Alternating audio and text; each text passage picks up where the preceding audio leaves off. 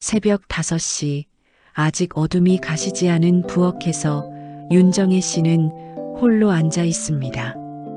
손에는 이미 식어버린 커피 한 잔이 들려 있고 그녀의 시선은 창밖 어딘가를 향하고 있습니다. 62세의 그녀에게 이런 새벽 시간은 유일한 자유의 순간입니다. 가족들이 모두 잠든 이 시간에만 그녀는 비로소 자신이 될 수 있었습니다. 나는 누구인가? 그녀는 속으로 되뇌었습니다. 40년의 결혼 생활 동안 그녀는 많은 역할을 해왔습니다. 며느리, 아내, 엄마 그리고 시댁의 큰 며느리로서. 하지만 정작 윤정이라는 이름으로 살아본 적은 언제였을까요? 벽에 걸린 가족 사진들이 그녀를 내려다보고 있습니다. 젊은 시절의 결혼 사진에서부터 자녀들의 돌잔치, 졸업식, 결혼식까지 모든 사진 속에서 그녀는 웃고 있지만 지금 생각해보니 그 웃음이 진짜였는지 의문입니다. 언제부터인가 그녀는 다른 사람들이 원하는 모습으로만 웃어왔던 것 같았습니다. 22살에 결혼한 그녀는 이제 62세가 되었습니다. 인생의 절반 이상을 남의 딸, 남의 아내, 남의 어머니로만 살아왔습니다. 시어머니 박순자 시작고는 생전에 며느리는 집안의 기둥이라며 모든 집안일을 그녀에게 맡겼습니다. 친정어머니 85세인 윤복순 씨 역시 시댁에 잘 보여야 한다며 늘 인내를 강요했습니다. 남편 박성호 씨는 좋은 사람이지만 30년 넘게 버스 기사로 일하느라 집안일에는 무관심했습니다. 당신이 다 알아서 해주니까 편해라는 그의 말은 칭찬이 아니라 짐처럼 느껴졌습니다. 아들 민수는 서울에서 직장 생활을 하며 명절에만 내려오고 딸 소연은 결혼 후 시댁 위주의 생활로 바빠서 친정에는 소홀합니다. 최근에 작은 꽃집을 열게 된 것은 그녀에게 작은 희망이었습니다. 생전 처음으로 자신의 이름으로 무언가를 시작한 것이었습니다. 정인의 꽃집이라는 간판을 달 때의 설렘은 아직도 생생합니다. 손님들이 사장님이라고 불러주는 것만으로도 가슴이 뛰었습니다. 하지만 집에 돌아오면 여전히 그녀는 그냥 엄마, 할머니, 아줌마일 뿐입니다. 꽃집에서 느끼는 작은 성취감도, 새로운 사람들과의 만남도 가족들에게는 그저 취미생활 정도로만 여겨졌습니다. 심지어 남편은 장사가 잘 안 되면 언제든 그만둬도 되라고 말하기까지 했습니다. 그날 밤 정희는 결심했습니다. 더 이상 남의 인생을 살 수는 없다고. 남은 인생만큼은 진짜 자신을 위해 살고 싶다고. 인터넷에서 조론이라는 단어를 처음 봤을 때 그녀의 마음은 강하게 끌렸습니다. 조론이랑 같은 집에 살지만 각자의 삶을 존중하며 독립적으로 생활하는 것. 이혼은 아니지만 개인의 자유를 찾는 것. 그것이 바로 그녀가 원하던 삶의 형태였습니다. 더 이상 누군가의 그림자가 아닌 윤정이 그 자체로 살고 싶었습니다. 새벽 커피를 마시며 그녀는 마음속으로 다짐했습니다. 이제는 나를 위해 살아보자. 미안하지만 나도 행복할 권리가 있어. 하지만 이 결심을 가족들에게 털어놓는다면 어떤 일이 벌어질까요? 그녀는 아직 모르고 있었습니다. 자신의 작은 반항이 가져올 거대한 파장을. 1982년 봄 22살의 윤정이는 중매로 만난 24살의 박성호와 결혼했습니다. 당시 성호는 갓 시내버스 기사가 된 성실한 청년이었고 정희는 고등학교를 졸업한 후 양장점에서 일하는 단정한 처녀였습니다. 두 사람 모두 평범한 서민 가정 출신으로 큰 사랑보다는 서로에 대한 호감과 믿음으로 결혼을 결심했습니다. 하지만 결혼과 동시에 정의의 시련은 시작되었습니다. 시어머니 박순자 씨는 전형적인 9세대 여성으로 며느리에게 엄격한 기준을 적용했습니다. 우리 집 며느리는 새벽 5시에 일어나서 시부모님 식사부터 준비해야 한다. 빨래는 손으로 해야 정성이 들어간다. 집안 청소는 구석구석 티끌 하나 없어야 한다는 식의 규칙들이 정의를 압박했습니다. 특히 시아버지 박철민 씨 작고는 술을 즐기는 분이었는데 매일 저녁 안주를 직접 만들어 드려야 했습니다. 하루는 정의가 감기에 걸려 힘들어하는데도 시어머니는 며느리가 아프다고 집안일을 안 할 수는 없다며 냉정하게 말했습니다. 친정어머니 윤복순 씨에게 하소연하면 시댁에서 미움받으면 안 된다. 좀 더 참고 잘해봐라는 답변만 돌아왔습니다. 시댁의 대소사는 모두 정의의 몫이었습니다. 명절 때는 20명이 넘는 친척들의 식사를 혼자 준비해야 했고 시댁 친척들의 경조사에는 빠짐없이 참석해 뒷바라지를 해야 했습니다. 반면 친정일에는 시댁일이 우선이라는 이유로 자주 참석하지 못했습니다.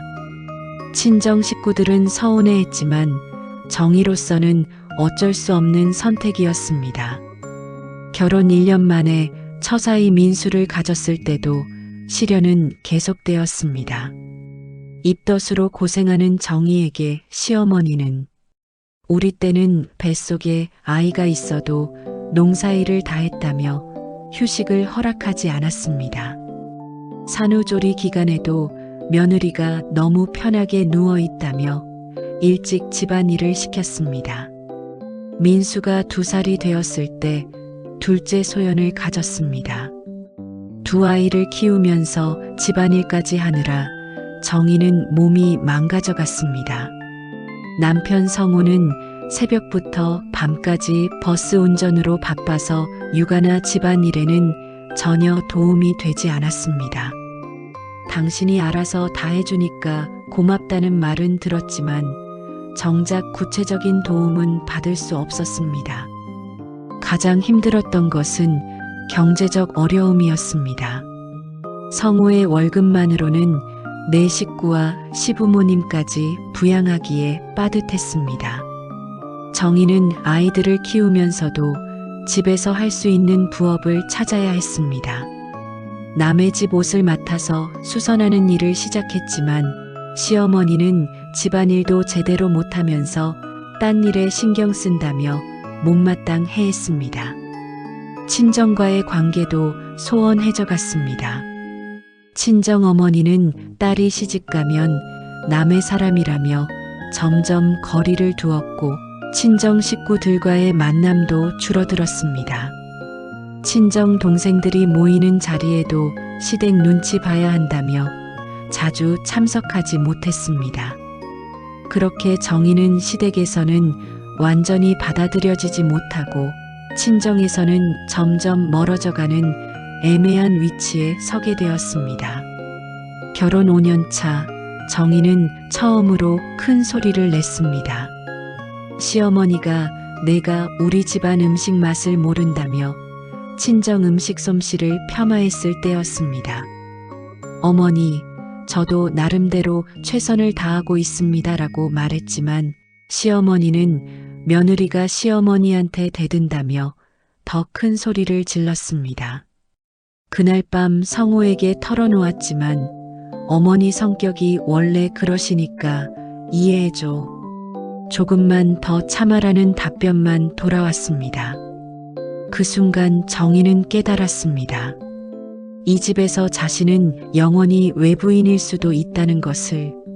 하지만 아직 어린 아이들을 생각하면 포기할 수도 없었습니다. 그렇게 그녀의 긴 인내가 시작되었습니다. 1990년대에 접어들면서 정의의 삶은 더욱 복잡해졌습니다. 민수는 초등학생, 소연은 유치원생이 되어 교육비 부담이 늘어났고 시부모님의 건강도 악화되기 시작했습니다. 특히 시아버지가 뇌졸중으로 쓰러진 후에는 정희가 간병까지 맡아야 했습니다. 경제적 어려움은 갈수록 심해졌습니다. 성우의 버스 기사 월급만으로는 가족 생계가 빠듯했는데 의료비까지 추가되면서 집안 살림은 더욱 어려워졌습니다. 정희는 아이들을 학원에 보내고 싶었지만 시어머니는 무슨 돈으로 사치를 부리냐며 반대했습니다. 이때부터 정희는 본격적으로 부업을 시작했습니다. 집에서 할 수 있는 수선 일감을 더 많이 받았고 새벽에는 동네 시장에서 좌판을 벌이기도 했습니다. 하루에 서너 시간밖에 잠을 못 자는 날이 태반이었지만 아이들 교육비를 위해서는 어쩔 수 없었습니다. 하지만 가족들의 반응은 냉정했습니다. 시어머니는 집안일은 뒷전으로 하고 돈벌이에만 신경 쓴다며 불평했고 남편 성우는 다른 집 아내들도 다 그렇게 사는데 뭐가 힘드냐는 식으로 반응했습니다. 심지어 친정 어머니까지도 며느리가 밖에서 돈 벌면 시댁에서 좋게 안 본다며 우려를 표했습니다. 아이들이 중고등학생이 되면서 새로운 갈등이 시작되었습니다. 민수는 사춘기에 접어들면서 집안 분위기에 반발하기 시작했습니다. 왜 엄마는 할머니한테 꼼짝 못해? 아빠는 왜 집안일은 하나도 안 해? 라며 불만을 토로했습니다. 정희는 어른들 일에 끼어들지 말라고 했지만 속으로는 아들의 말이 맞다고 생각했습니다. 급기야 고등학교 2학년이 된 민수는 집을 뛰쳐나갔습니다. 할머니와 크게 싸운 후 이런 집에는 더 이상 못 살겠다며 친구 집으로 가버린 것입니다. 정희는 아들을 찾아다니며 설득했지만 민수는 엄마도 왜 그렇게 참고만 살아요? 보기 답답해요라고 말했습니다. 결국 민수는 기숙사가 있는 학교로 전학을 갔고 집에는 명절에만 내려왔습니다. 시어머니는 며느리가 교육을 잘못해서 아들이 집을 나갔다며 정희를 탓했습니다. 친정에서도 손자가 가출하다니 체면이 말이 아니다라며 핀잔을 주었습니다. 딸 소연도 문제였습니다. 어머니의 고생을 지켜본 소연은 저는 절대 엄마처럼 살지 않을 거예요라며 반발했습니다. 대학 진학 후에는 집에 거의 들어오지 않았고 취업 후에도 집 분위기가 답답하다며 자취를 고집했습니다. 1990년대 후반 IMF 외환위기가 터졌을 때 정희의 집안도 큰 타격을 받았습니다. 성우가 다니던 버스 회사가 구조조정을 하면서 월급이 줄어들었고 정희의 부업도 경기 침체로 수입이 급격히 감소했습니다. 그나마 모아둔 적금마저 은행이 부도나면서 날아갔습니다. 시어머니는 이때도 며느리가 살림을 제대로 못해서 이 꼴이 났다며 정희를 원망했습니다. 친정에서는 시댁 살림이 어려우면 도와드려야 하는 거 아니냐며 경제적 지원을 요구했지만 정작 도울 형편은 못 되었습니다. 가장 힘들었던 것은 시아버지의 임종 때였습니다. 병원에서 3개월간 간병하면서 정희는 거의 집에 들어가지 못했습니다. 시어머니는 며느리가 당연히 해야 할 일이라고 했지만 간병비와 의료비로 집안 경제는 더욱 어려워졌습니다. 시아버지가 돌아가신 후 정희는 완전히 지쳐 있었습니다. 몸무게는 10kg 이상 빠졌고 머리카락도 많이 빠져서 실제 나이보다 훨씬 늙어 보였습니다. 그런 아내를 보면서도 성우는 고생했다는 말 한마디뿐이었습니다. 그때 정희는 처음으로 이혼이라는 단어를 떠올렸습니다. 하지만 아직 대학생인 아이들과 홀로 남은 시어머니를 생각하면 실행에 옮길 수는 없었습니다. 그렇게 그녀는 또다시 자신의 꿈을 밀어야 했습니다. 2020년 정희가 60세가 되었을 때 그녀의 삶에 작은 변화가 생겼습니다. 오랫동안 모시던 시어머니가 돌아가신 것입니다. 슬픔과 동시에 정희는 묘한 해방감을 느꼈습니다. 40년 가까이 지속되었던 시댁과의 긴장 관계에서 벗어날 수 있게 된 것입니다. 아이들도 모두 독립했습니다. 민수는 서울에서 결혼의 자리를 잡았고 소연도 같은 도시에서 결혼해 아이 둘을 키우고 있었습니다. 이제 집에는 정희와 성우만 남았습니다. 처음으로 부부만의 시간을 가질 수 있게 된 것이죠. 하지만 현실은 달랐습니다. 30년 넘게 버스 기사로 일한 성우는 은퇴 후 집에만 있으면서 하루 종일 TV만 보거나 동네 사람들과 화투를 쳤습니다. 집안일은 여전히 정희의 몫이었고 성우는 평생 일했으니까 이제는 쉴 자격이 있다며 아무것도 도우려 하지 않았습니다. 더 답답한 것은 대화가 없다는 점이었습니다. 젊었을 때는 아이들과 시부모님 이야기라도 있었는데 이제는 정말 할 말이 없었습니다. 밥 먹어, 나 좀 나갔다 올게 정도가 하루 종일 나누는 대화의 전부였습니다. 그런 중에 정희는 동네에 작은 꽃집을 열게 되었습니다. 평생 꽃을 좋아했던 그녀에게 이것은 작은 꿈이었습니다. 시어머니가 살아계실 때는 엄두도 낼 수 없었던 일이었죠. 정인의 꽃집이라는 간판을 달 때의 설렘은 정말 오랜만에 느껴보는 감정이었습니다. 꽃집을 운영하면서 정희는 새로운 세상을 경험했습니다. 다양한 연령대의 손님들을 만나고 꽃꽂이 강습도 듣고 같은 상인들과 친분도 쌓았습니다. 특히 옆가게 미용실을 운영하는 김미숙 씨 58세와는 깊은 우정을 쌓았습니다. 미숙 씨는 이혼 후 혼자 살며 자유롭게 지내는 여성이었습니다. 언니, 인생 한 번인데 왜 그렇게 참고만 살아요? 이제라도 본인 인생 사세요. 라는 그녀의 말은 정희에게 큰 충격이었습니다. 처음으로 다른 삶의 방식이 있다는 것을 깨달았기 때문입니다. 꽃집에서 만난 또 다른 친구는 혼자 카페를 운영하는 65세 이영자 씨였습니다. 영자 씨는 남편과 졸혼 상태로 지내고 있었습니다. 같이 살기는 하지만 각자 독립적으로 생활해요. 간섭도 안 하고 터치도 안 하죠. 훨씬 편해요. 라는 그녀의 이야기를 들으며 정희는 졸혼이라는 개념을 처음 접했습니다. 집에 돌아와서 인터넷으로 졸혼에 대해 찾아보았습니다.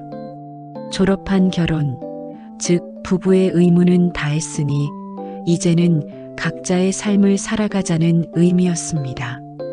같은 집에 살지만 간섭하지 않고 각자 하고 싶은 일을 하며 개인의 시간을 존중하는 새로운 부부 관계였습니다. 정희는 점점 이 개념의 매력을 느꼈습니다.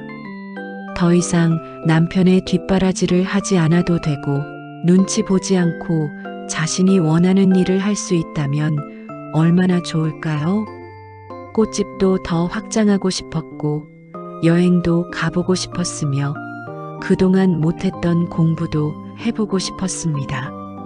어느 날 저녁 정희는 용기를 내어 성우에게 말을 꺼냈습니다.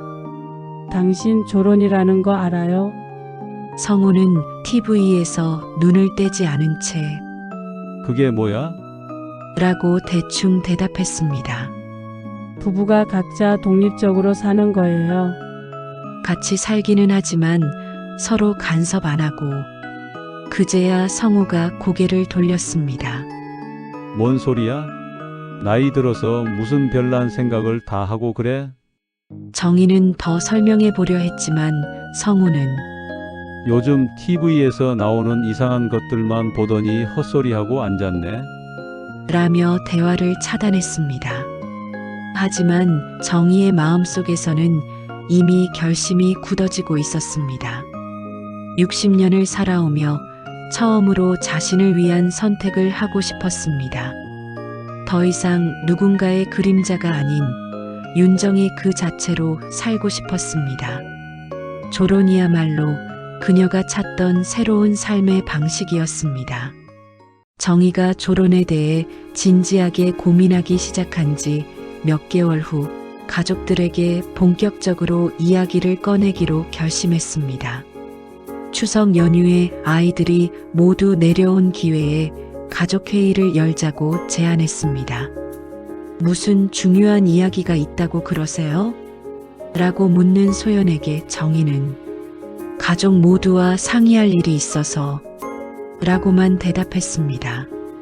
민수와 소연 그리고 소연의 남편 김진우까지 모인 자리에서 정희는 떨리는 마음으로 입을 열었습니다.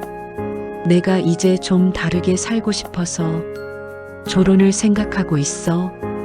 한동안 정적이 흘렀습니다. 가족들은 무슨 말인지 이해하지 못하는 표정이었습니다. 성우가 먼저 입을 열었습니다. 또 그 이상한 소리야? 나이 들어서 왜 이런 생각을 하는 거야? 정희는 차근차근 설명했습니다. 조론이 이혼이 아니라는 것, 같이 살지만 각자 독립적인 생활을 하자는 것, 더 이상 상대방을 위해 자신을 희생하지 않겠다는 것을 말했습니다. 하지만 가족들의 반응은 예상보다 훨씬 격렬했습니다. 성우는 펄쩍 뛰며 소리쳤습니다. 지금까지 40년을 함께 살아왔는데 갑자기 무슨 소리야? 내가 당신을 어떻게 못 살게 굴었다고 이런 말을 해? 민수도 당황스러워했습니다. 엄마, 무슨 일 있으세요? 아빠가 뭘 잘못했길래 갑자기 이런 이야기를 하시는 거예요? 소연은 더 직설적이었습니다. 엄마, 이제 와서 왜 그러세요? 평생 참고 살아오셨는데 지금 나이에 무슨 자유를 찾겠다고 그러세요? 다른 사람들이 뭐라고 하겠어요? 소연의 남편 진우도 거들었습니다. 어머니, 요즘 TV나 인터넷에서 나오는 이상한 것들 너무 믿지 마세요. 조론이 뭐 그렇게 좋은 건가요? 부부는 끝까지 함께하는 게 맞죠. 정희는 억울했습니다. 내가 무슨 이상한 생각을 한다고 그래? 나도 나만의 인생을 살고 싶다고 하는 게 그렇게 잘못된 거야? 하지만 성우는 더욱 격해졌습니다. 그럼 나는 뭐가 되는 거야? 40년 동안 가족 먹여 살리느라 고생했는데 이제 와서 각자 살자고? 내가 그렇게 못된 남편이었어? 그게 아니야. 당신이 나쁜 사람이라는 게 아니라. 그럼 뭐야? 나한테 불만이 있으면 말을 하든가. 갑자기 조론이 뭐야?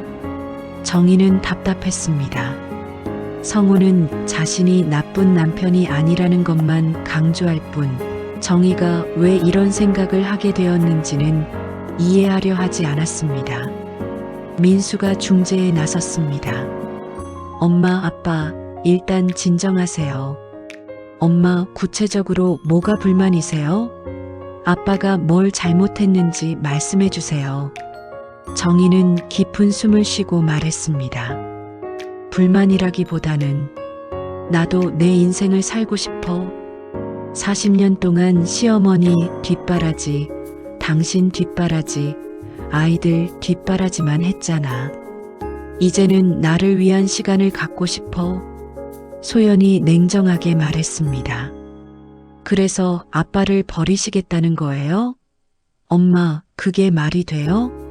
아빠도 평생 우리 가족 위해 일하셨는데 버린다는 게 아니야. 같이 살되 각자 자유롭게 살자는 거야. 하지만 가족들은 이해하지 못했습니다. 특히 소연은 화가 났습니다. 엄마, 제발 현실을 보세요. 엄마 나이가 몇 살인데 무슨 자유를 찾겠다고 그러세요? 그리고 우리는 어떻게 돼요? 엄마가 그러면 우리가 얼마나 창피해요? 진우도 거들었습니다. 맞아요, 어머니.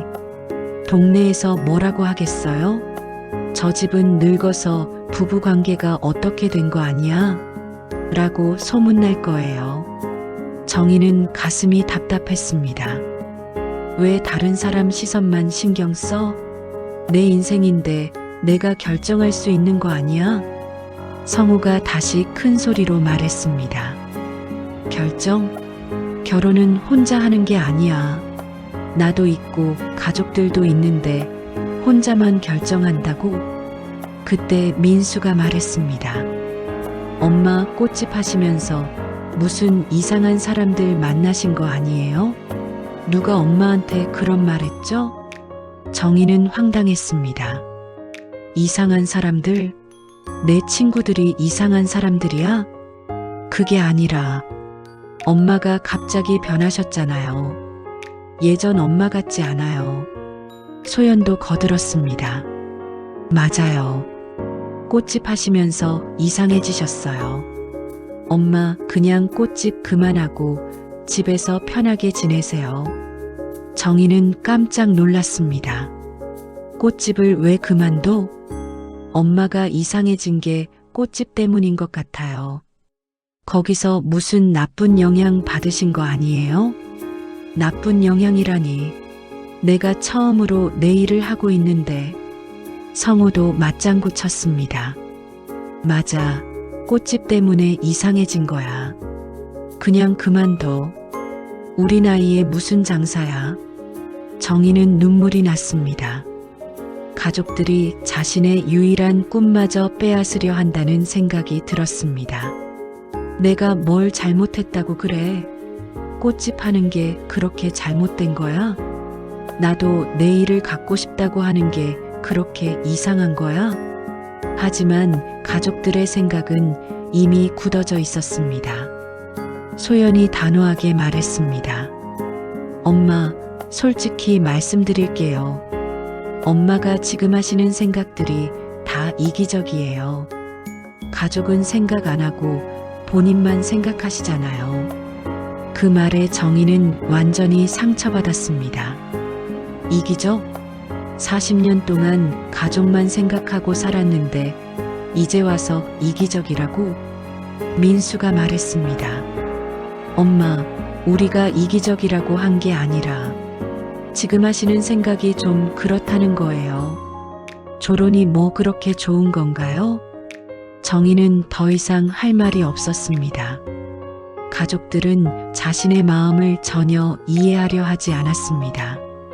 오히려 자신을 이기적인 사람으로 몰아가고 있었습니다. 그날 밤 정희는 혼자 방에서 울었습니다. 가족들이 자신을 이해해 주기를 바랐는데 오히려 더 큰 벽을 만나게 되었습니다. 과연 자신의 선택이 잘못된 것일까요? 아니면 가족들이 이기적인 것일까요? 가족회의 후 집안 분위기는 최악이 되었습니다. 성우는 정희와 대화를 거부했고 아이들도 어머니를 걱정스러운 눈으로 바라보기만 했습니다. 소연은 아예 엄마가 정신 차릴 때까지는 집에 안 오겠다고 선언하기까지 했습니다. 정희는 그 어느 때보다 외로웠습니다. 꽃집에서도 친구들에게 하소연했지만 가족이 반대하면 좀 어려울 것 같은데 라는 반응뿐이었습니다. 오직 미숙 언니만이 언니 마음을 이해해라며 위로해 주었습니다. 그런데 한 달이 지나면서 정희에게 더욱 충격적인 일들이 연달아 벌어졌습니다. 먼저 소연이 시어머니와 크게 싸우고 친정에 피해온 것입니다. 눈물범벅이 된 채 집에 들어선 소연을 보며 정희는 깜짝 놀랐습니다. 소연아, 무슨 일이야? 엄마, 저도 못 살겠어요. 시어머니가 매일 잔소리하시고 남편은 엄마 편만 들고 소연은 어머니 품에 안기며 울었습니다. 엄마가 왜 졸혼하고 싶어 하는지 이제 알 것 같아요. 저도 이렇게 사는 게 맞나 싶어요. 며칠 후에는 더 큰 충격이 기다리고 있었습니다. 민수가 갑자기 집에 내려온 것입니다. 그런데 그의 표정이 심상치 않았습니다. 엄마, 아빠, 제가 회사에서 해고됐어요. 뭐라고? 성우가 벌떡 일어났습니다. 구조조정으로 제가 잘렸어요. 그리고 민수는 말을 잇지 못하고 고개를 숙였습니다. 아내하고도 이혼 이야기가 나왔어요. 경제적 문제 때문에 정희는 머리가 하얘졌습니다. 아들의 결혼 생활이 파탄 위기에 놓였다는 소식은 청천벽력이었습니다. 민수야, 그게 무슨 소리야? 사실은 아내가 결혼 전부터 저희 집 분위기를 별로 좋게 안 봤어요. 아빠 엄마가 대화도 안 하시고 가정이 뭔가 어색하다고. 그런데 제가 직장까지 잃으니까 이런 집안과는 더 이상 함께할 수 없다고 하더라고요. 성우는 충격을 받았습니다. 그럼 우리 때문에 내 결혼이 어려워진다는 거야? 그때 소연이 말했습니다.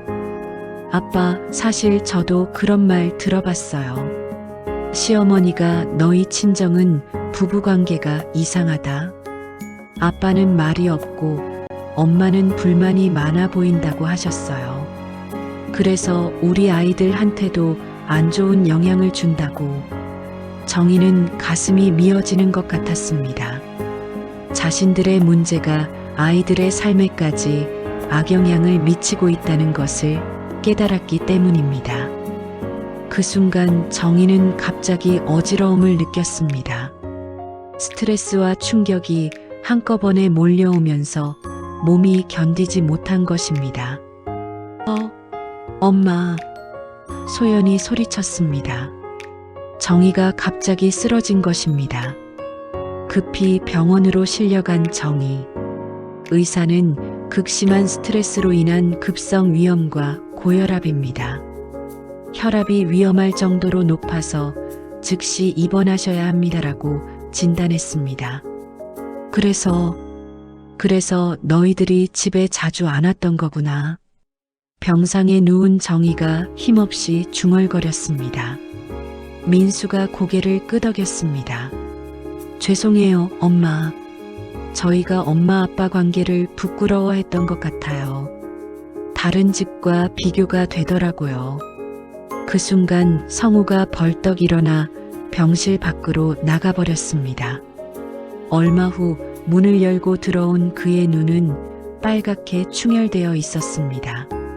정희야, 나 때문에 애들이 고생하고 있었구나. 나 때문에 당신까지 병원에. 당신 혼자 잘못이 아니야. 우리 둘 다. 그런데 이때 정희의 휴대폰이 울렸습니다. 친정어머니 윤복순 씨의 간병인에게서 온 전화였습니다. 하지만 전화를 받은 순간 정희는 더 큰 충격에 빠졌습니다. 어머님이 갑자기 쓰러지셨어요. 뇌출혈로 응급실에 계세요. 정희는 병상에서 일어나려 했지만 어지러움 때문에 제대로 서지 못했습니다. 엄마가, 정희야, 당신은 못 가. 혈압이 아직 안정 안 됐어. 성우가 정희를 막았습니다. 내가 가서 어머니 뵙고 올게. 성우가 친정어머니 병실에 갔을 때 의식을 되찾은 장모는 정희를 찾았습니다.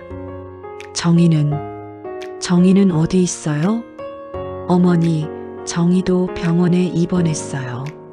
스트레스 때문에. 그 말을 들은 순간 장모님의 얼굴이 일그러졌습니다. 내가 정희를 그렇게 만들었구나.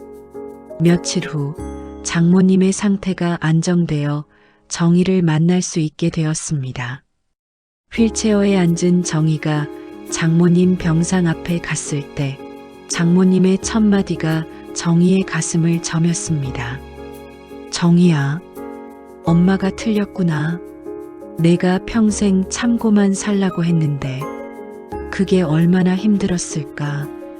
엄마 때문에 내가 병까지 났구나. 엄마, 다른 집 며느리들 보면 자기 목소리 내면서 사는데 왜 내한테만 그렇게 살라고 했을까? 미안하다, 정희야. 내가 조론하고 싶다는 마음 이제 이해가 돼. 어머니의 사과에 정희는 울음을 터뜨렸습니다. 평생 시댁 눈치 봐라, 참고 살아라고만 하시던 어머니가 처음으로 딸의 고충을 이해해 주신 순간이었습니다.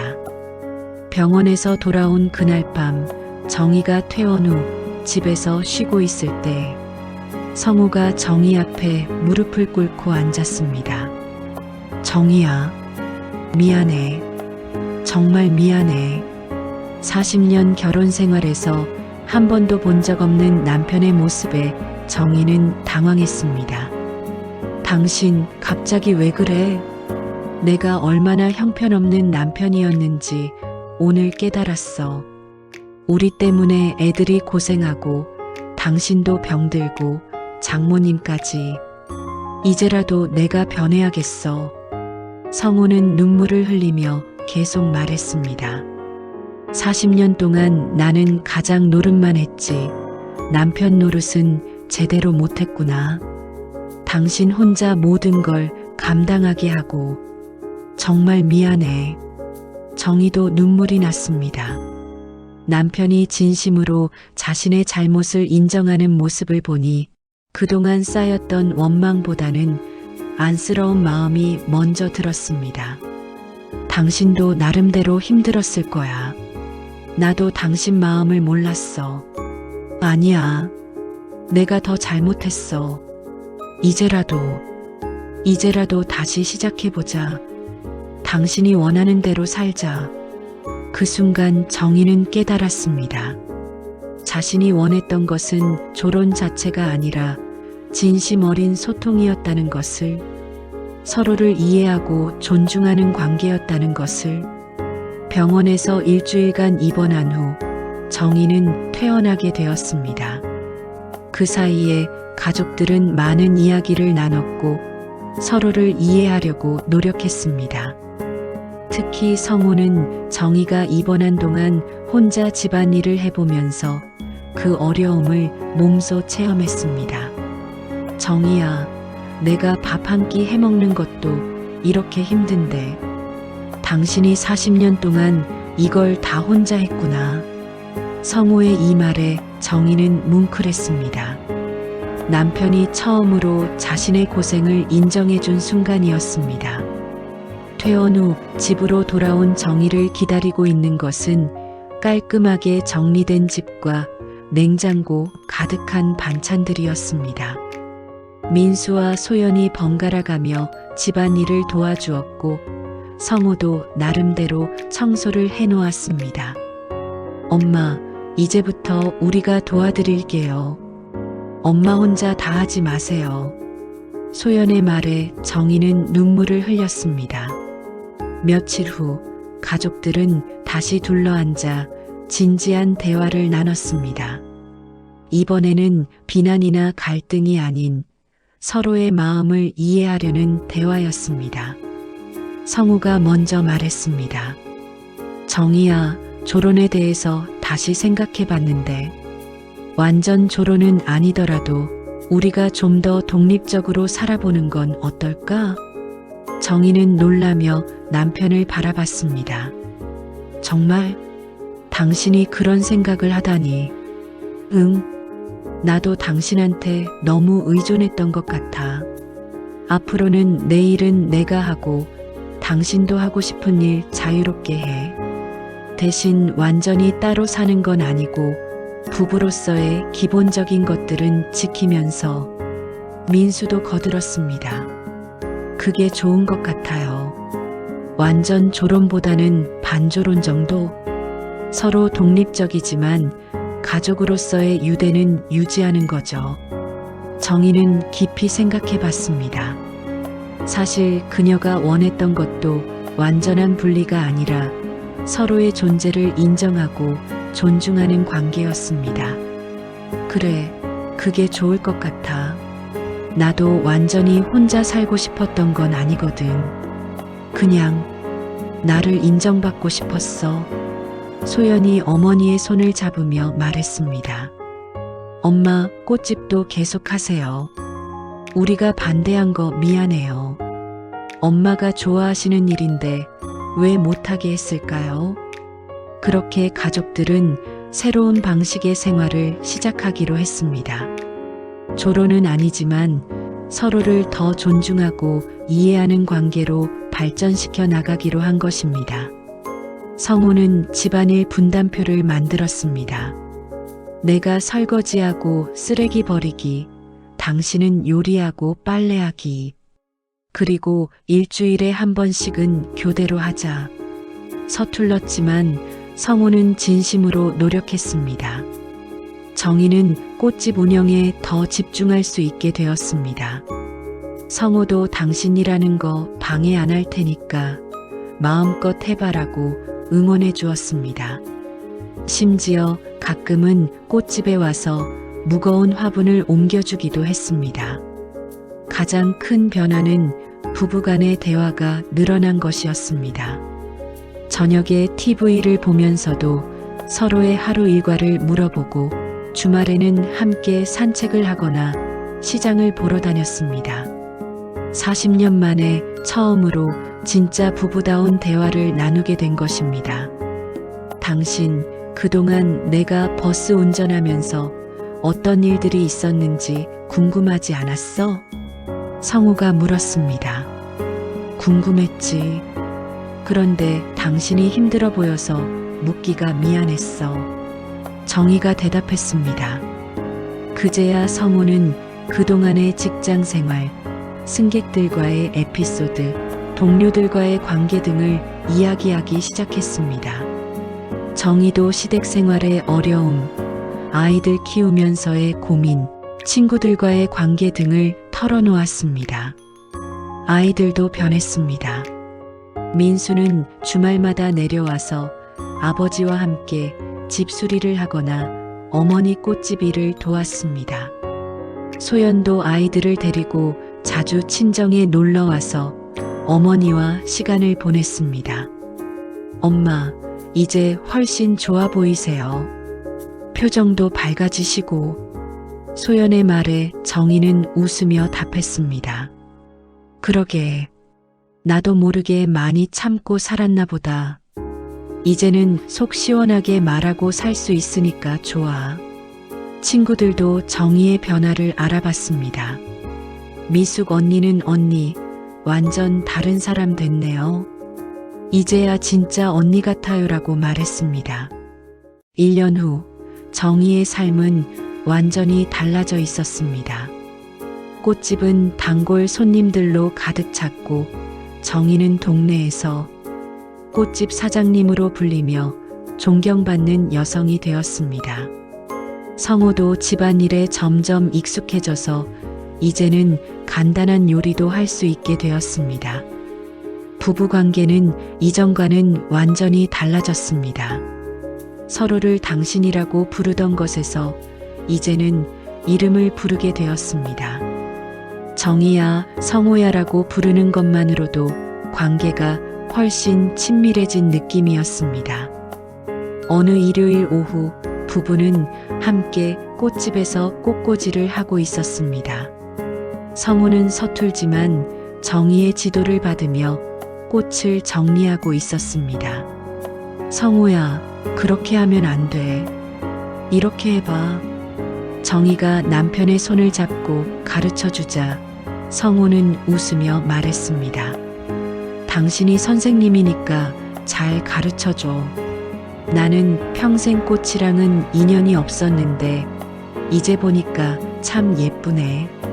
그때 소연이 손주들을 데리고 꽃집에 들어왔습니다. 할머니, 할아버지 뭐해요? 할아버지가 꽃꽂이 배우고 있어. 정희가 웃으며 대답했습니다. 우와, 할아버지도 꽃꽂이해요? 손주들이 신기해하자 성우는 자랑스럽게 말했습니다. 할머니가 가르쳐 주시거든. 할아버지도 이제 새로운 거 배우고 있어. 그 모습을 지켜보던 소연은 감회가 깊었습니다. 예전에는 아버지가 어머니 일에 관심도 없었는데 이제는 함께 꽃꽂이를 하고 있다니. 그리고 무엇보다 두 분 모두 행복해 보였습니다. 민수도 주말에 내려와서 부모님의 달라진 모습을 보고 놀랐습니다. 엄마, 아빠, 정말 많이 달라지셨네요. 이제야 진짜 부부 같아 보여요. 정희가 웃으며 답했습니다. 늦었지만 그래도 다행이야. 우리도 이제야 서로를 알아가고 있어. 성우도 거들었습니다. 40년을 함께 살았지만 진짜 대화는 이제 시작인 것 같아. 앞으로 더 잘해보자, 정희야. 어느 날 저녁, 정희는 성우와 함께 산책을 하며 말했습니다. 성우야, 내가 조론을 꿈꿨던 거 미안해. 사실은 조론이 하고 싶었던 게 아니라 그냥 나를 인정받고 싶었던 것 같아. 성우가 정희의 손을 잡으며 답했습니다. 나도 미안해. 그동안 당신을 너무 당연하게 생각했구나. 이제라도 깨달아서 다행이야. 우리 늦었지만 그래도 행복하게 살 수 있을까? 당연하지. 이제 시작이야. 우리 나이에도 새로운 인생을 살 수 있어. 그들의 집 앞을 지나가던 동네 주민들이 손을 흔들어 인사했습니다. 꽃집 사장님, 사장님 남편분. 정희와 성우는 웃으며 인사를 받았습니다. 이제 그들은 동네에서도 꽃집 부부로 유명했습니다. 서로를 존중하고 함께 일하는 모범적인 노년 부부로 말입니다. 집으로 돌아가는 길에 정희는 말했습니다. 성우야, 조론도 좋지만 이게 더 좋은 것 같아. 서로 사랑하면서도 독립적으로 살 수 있고. 맞아. 조론이 아니라 세혼이야. 새로운 결혼 생활 시작하는 거지. 그들은 손을 맞잡고 집으로 들어갔습니다. 62세와 65세에 시작하는 새로운 사랑이었습니다. 윤정혜 씨의 이야기는 단순히 조론에 관한 이야기가 아닙니다. 그것은 자신을 찾아가는 한 여성의 용기 있는 여정이었고, 가족이 서로를 이해하고 성장하는 과정이었습니다. 62세의 나이에 처음으로 자신의 목소리를 낸 정혜 씨. 그녀의 작은 반항은 가족 전체를 변화시켰습니다. 40년간 무뚝뚝했던 남편 성우 씨는 이제 아내와 대화하는 법을 배웠고, 자녀들도 어머니의 희생을 당연하게 여기던 자신들을 돌아보게 되었습니다. 정희 씨는 지금도 꽃집을 운영하며 자신만의 삶을 살아가고 있습니다. 조론을 실행에 옮기지는 않았지만 그녀가 원했던 진짜 가치들을 얻었습니다. 존중받는 관계, 소통하는 부부, 그리고 무엇보다 자신을 인정받는 기쁨을 찾았습니다. 나는 조론을 꿈꿨지만 결국 내가 원한 건 진짜 사랑이었어요. 서로를 이해하고 존중하는 사랑 말이에요. 정혜 씨의 이 말처럼 때로는 극단적인 선택을 고민하는 순간이 오히려 진짜 해답을 찾는 계기가 될 수 있습니다. 여러분의 가정은 어떠신가요? 혹시 정혜 씨처럼 자신의 목소리를 내지 못하고 참고만 계신 분이 있으신가요?